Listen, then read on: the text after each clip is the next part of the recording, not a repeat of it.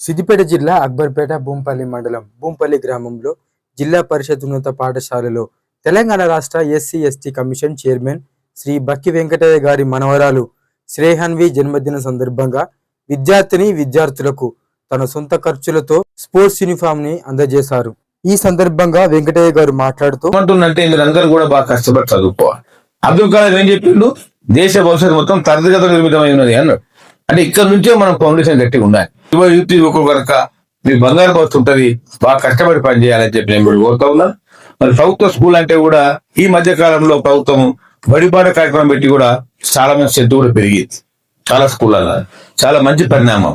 Private school ఏం లేదు, ఆర్భాటము, ప్రచారము, టీవీలు, పోస్టర్లు ఇట్లా ప్రచారం చేసుకొని వాళ్ళు ఐపీఎల్ నుంచి వరకు మనోళ్ళు మొగ్గుతున్నారు. కానీ మన గవర్నమెంట్ స్కూల్ అని మంచి క్వాలిటీ టీచర్లు ఉన్నారు, హై ఎడ్యుకేట్ టీచర్లు ఉన్నారు. మనం ఇక్కడనే మంచి మనం అందరూ కూడా ఇలా ఉన్నటువంటి మేధావులంతా కానీ సైంటిస్టులు కానీ ఇంజనీర్ కానీ ఐఏఎస్ ఐపీఎస్ అంతా కూడా చాలా మంది మెజారిటీ మంది కూడా ప్రభుత్వ స్కూల్ లక్ష్యంలో ఉన్నారు.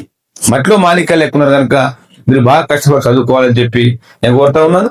మన హై స్కూల్లో ఏ సమస్యలు ఉన్నా, ఏ చిన్న సమస్య ఉన్నా కానీ మేము ముందు తీసుకుపోతా ఉన్నాం, మీకు అండగా ఉంటాం. అనంతరం పాఠశాల ఉపాధ్యాయ బృందం విద్యార్థులకు చైర్మన్ గారు స్పోర్ట్స్ యూనిఫామ్ ని అందజేశారు. లైక్, షేర్, కామెంట్, సబ్స్క్రైబ్ చేసుకోండి.